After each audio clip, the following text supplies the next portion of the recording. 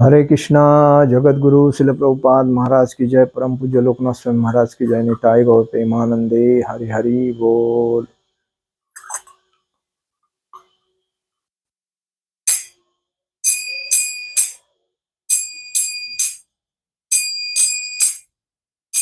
जय राधा माधव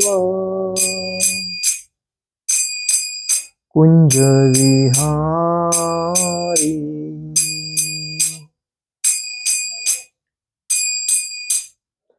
जय राधा माधव कुंज विहारी।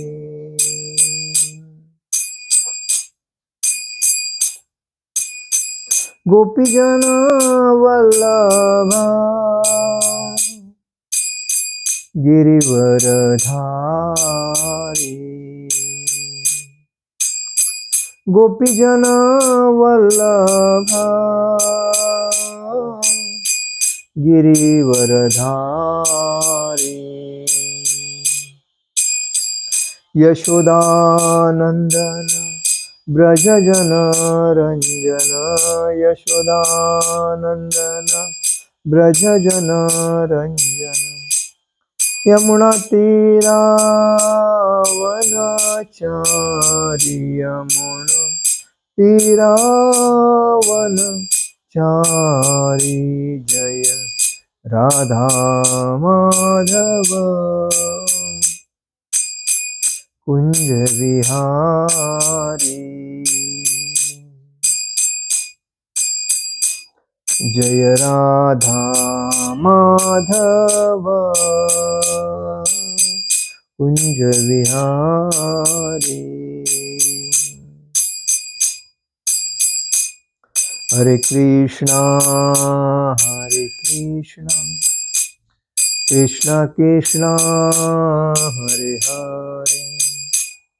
हरे राम राम राम हरे हरे। हरे कृष्णा कृष्णा कृष्णा हरे हरे। हरे राम राम राम हरे हरे। हरे कृष्णा कृष्णा कृष्णा हरे हरे। हरे राम राम राम हरे हरे। जय ओम विष्णुपाद परमहंस परिव्राजकाचार्य अष्टोत्तर शताभय चरणारविंद भक्ति वेदांत स्वामी शिल प्रभुपाद महाराज की जय। जय ओम विष्णुपाद परमहंस परिव्राजकाचार्य अष्टोत्तर शतशिल भक्ति सिद्धांत सरस्वती ठाकुर शिल प्रभुपाद महाराज की जय। जय ओम विष्णुपाद परमहंस परिव्राजकाचार्य अष्टोत्तर शतशिल गौर किशोर जी बाबा जी महाराज की जय।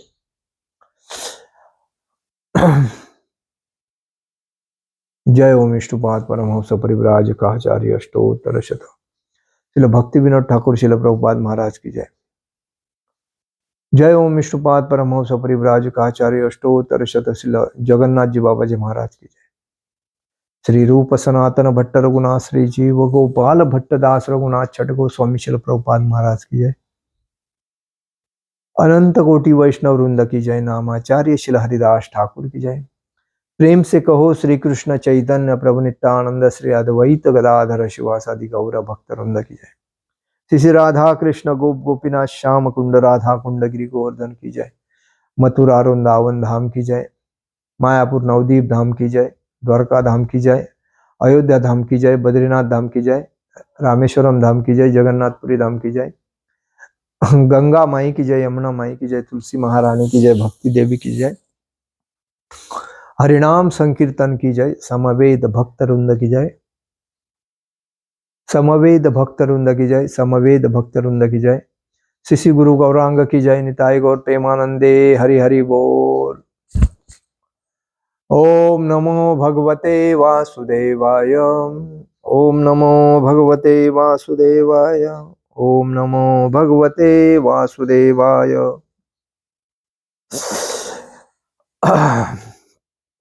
आज हम लोग भगवत गीता के 4थे अध्याय में 3रे श्लोक पे चर्चा करेंगे।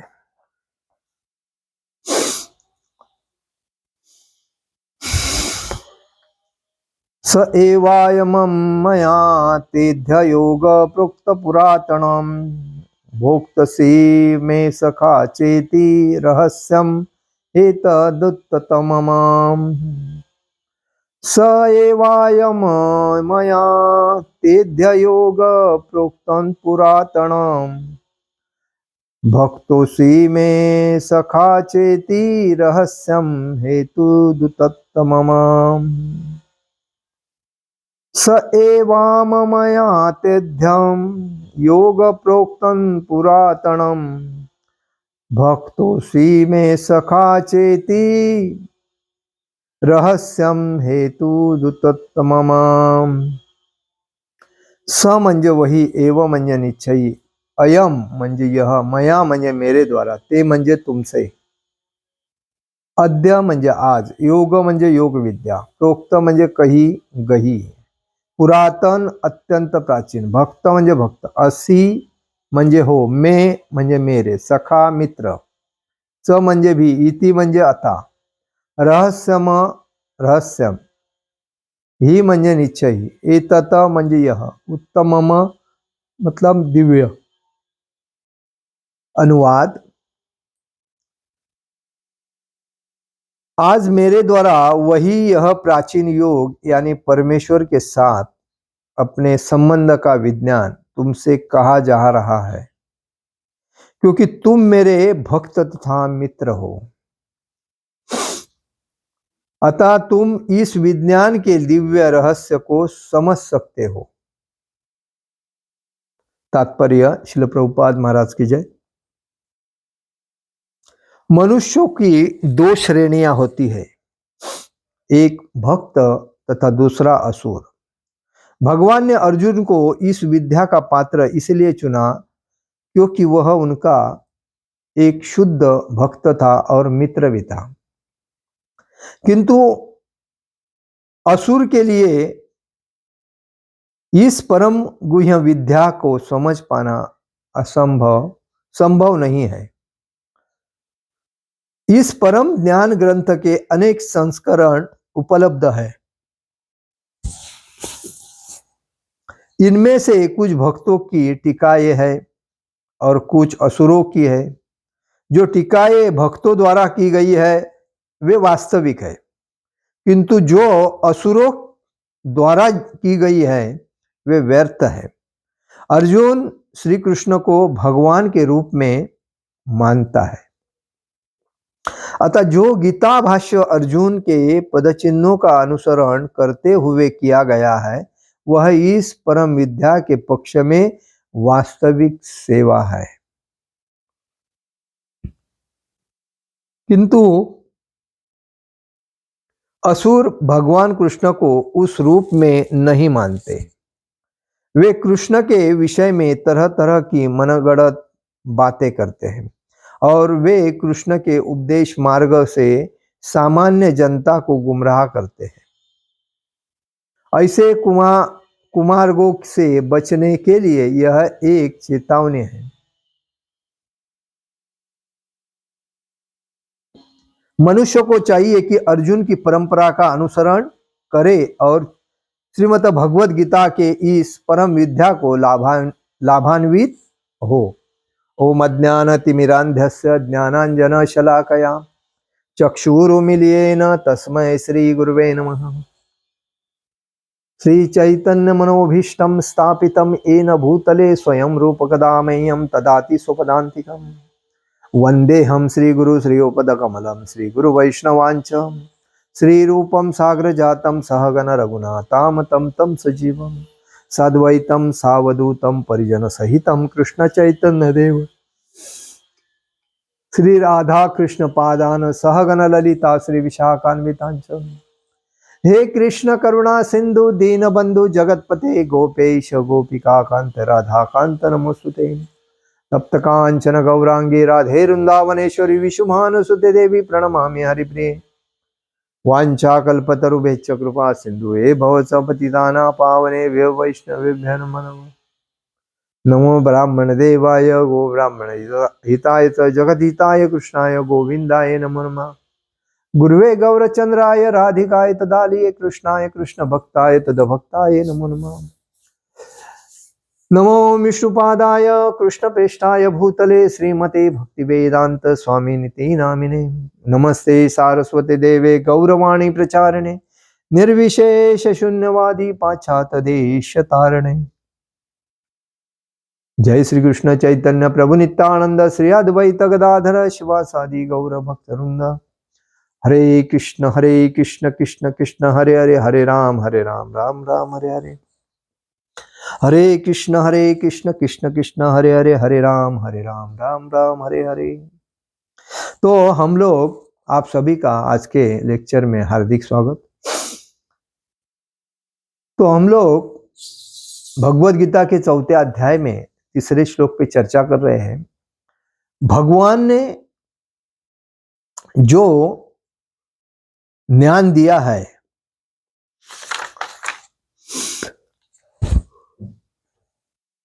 भगवान ने जो अर्जुन को दिव्य ज्ञान दिया है, तो ये ज्ञान प्रथम भगवान ने करोड़ों साल पहले दिया था, बरोबर। उसके बाद 5,500 साल पहले जब अर्जुन ने रणभूमि में अपने रिश्तेदारों को, मित्रों को जब देखा, गुरुजनों को जब देखा, तभी उनको ऐसा लगने लगा कि मैं ये गलत कर रहा हूं।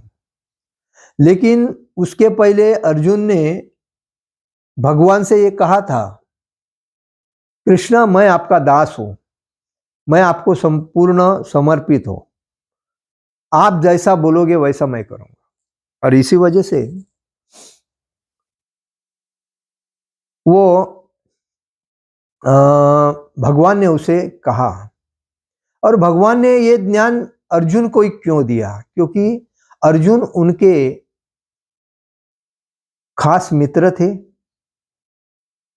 भक्ति में शुद्ध भक्त थे, और हमेशा अर्जुन के बिना कृष्ण को नहीं जमता था और कृष्ण के बिना अर्जुन को नहीं जमता था। इस वजह से भगवान ने यही सोचा, अर्जुन के माध्यम से ही पृथ्वी में परंपरागत जो परंपरा चलती जाएगी, तो ये ज्ञान लोगों को जानकार होएगा। और इसलिए अर्जुन को उन्होंने ज्ञान बताया कुरुक्षेत्र में। लेकिन आज जमाने में क्या है, लोग अभी क्या है, इस भौतिक कलयुग में लोग रेडीमेड के पीछे भागते हैं। किसी ने कुछ करके रखा, उसका फायदा लेना बहुत उनको अच्छा लगता है, और इस वजह से लोग फायदे के पीछे भागते हैं। आज मैं ये सोचता हूं कभी कभी, एक कार्यकर्ता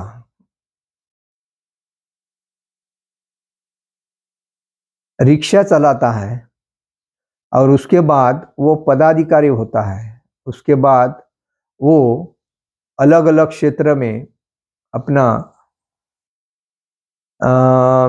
करियर बनाता है, और बाद में एक अच्छी पोस्ट होने के बाद उसके पास अरबों खरबों की प्रॉपर्टी आ जाती है। कहां से आता है? ये जो समाज है, इस समाज को जब लोग, कोई भी याद रखना, जब व्यक्ति पद प्रतिष्ठा प्रसिद्धि के माध्यम में अगर जाता है, पद के लिए आयुक्त आता है, तो समझना चाहिए कि यह आदमी कमाने के लिए आया। ऊपर का तो न्याय वो तो बताएगा, मैंने ये किया वो किया, मुझे कोई जरूरत नहीं, मेरे पास बहुत कुछ है, ऐसा बताएगा। लेकिन उसका अंदर जो है, इधर आया है कमाने के लिए। जब भगवान के मंदिर में कोई जाता है तो उधर कमाने का सवाल ही नहीं होता है, उधर खाली फ्री सेवा होता है। राजकारण में व्यक्ति जाता है तो उधर कोई सेवा का भाव ही नहीं रहता है, खाली स्वार्थ का भाव रहता है। जो उधर जाके मेरी पत्नी, बच्चे और मेरे रिलेटिव, मित्र मंडल, इनका भला कैसा हो जाए, इसी पे देख के वो अपनी प्रॉपर्टी बनाता रहेगा। तो आज देखिए पॉलिटिक्स में जिसके पास खाने की मोहताज थी, वो पॉलिटिक्स में जाके इतने अरबों खरबों की प्रॉपर्टी बनाते हैं, तो किसका पैसा है ये? तो इसका मतलब है भगवान ने जो भगवत गीता कही थी, इन्होंने कभी सुनी नहीं थी, और ये जनता को मूर्ख बना के अपना स्वार्थ बनाते चले जाते हैं। और ये बना के भी कितने दिन तक टिकता है? जब तक ये है, इसका बेटा है, उसके बाद पोता जब आता है तो उसके बाद ये उनकी संपत्ति ऑटोमेटिक दूसरी जगह पे जाती है, क्योंकि एक पीढ़ी से दूसरी पीढ़ी तो ठीक है, तीसरी पीढ़ी में पूर्ण संपत्ति बर्बाद हो जाती है, कुछ ना कुछ। क्योंकि ये भगवान आंखों से देख रहे हैं कि ये लोगों ने हमारे इनको भेजा था भक्ति करने के लिए, ये लोग तो चोर बन गए, और चोरों ने तो लूटने का ही काम कर दिया। दूसरे के नसीब का है वो भी खाओ, अपने नसीब का नहीं है तो भी चलेगा, लेकिन दूसरे के नसीब में है उतना अपने को मिलना चाहिए, यही स्वार्थी भाव। और इसीलिए आज समाज में गरीब जो है तो गरीब है, अमीर है तो इतना अमीर हो रहा है कि पूछो मत। तो कहने का मतलब है, ये भगवत गीता जो है हमेशा बच्चों को पढ़ने देना चाहिए। दूसरी बात, स्कूल में कंपलसरी हर स्कूल में करना चाहिए। और ये भगवत गीता जब पढ़ेंगे तो दिव्य ज्ञान क्या है। आज कितने लोगों की प्रॉपर्टी ऐसी दूसरे ने हड़प करके अपने नाम पे ली है, उसमें जवाबदार कौन है? वो जो सरकारी अधिकारी होता है, वो तो उनसे पैसा लेके इसका नाम की प्रॉपर्टी उसके नाम पे कर देता है और उसमें अपना परिवार का भला चाहता है, लेकिन वो परिवार क्या है? हराम का पैसा कमा के परिवार को चला रहा है। तो ये सब इसी वजह से आज समाज में हर जगह पे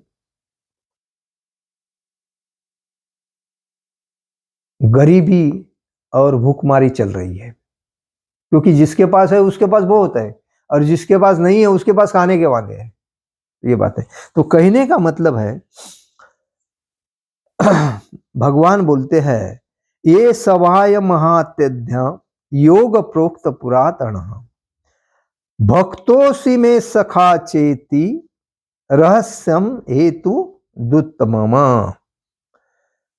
आज मेरे द्वारा वही जो मैंने विवस्वान को कहा था, सूर्यदेव को कहा था, विवस्वान ने मनु को कहा और मनु ने इक्ष्वाकु को कहा। ये जो परंपरा थी, ये स्वार्थी भावना के वजह से वो लुप्त हो गई, और आज पोजीशन वही है समाज में, और वापिस मुझे अभी आपको वही बताना पड़ रहा है, क्योंकि वो लुप्त, वो बंद हो गई, क्योंकि लोगों ने स्वार्थ साधा।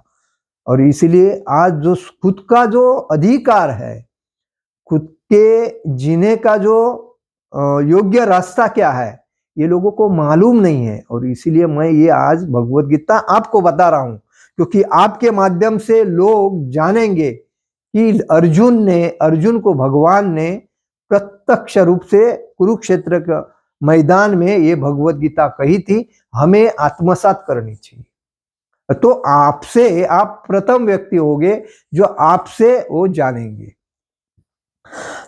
तो वही भगवान बोलते हैं, मेरे द्वारा जो प्राचीन युग में परमेश्वर के साथ अपने संबंध का विज्ञान जो मैंने विवस्वान को बताया था, तो आज मैं तुमसे कह जा रहा हूं, क्योंकि तुम मेरे शुद्ध भक्त हो, शुद्ध मित्र हो, तुम इस विज्ञान के दिव्य रहस्य को समझ सकते हो, क्योंकि तुम इस विज्ञान को समझ सकते हो। वैसा तो समाज में मनुष्य के दो श्रेणी है ही है। जैसे प्रभुपाद जी बोलते हैं, दो मक्खियां होती है। एक मक्खियां होती है जो गंदगी में बैठती है और घर में घूमती है, वो बाहर की गंदगी घर में लाती है।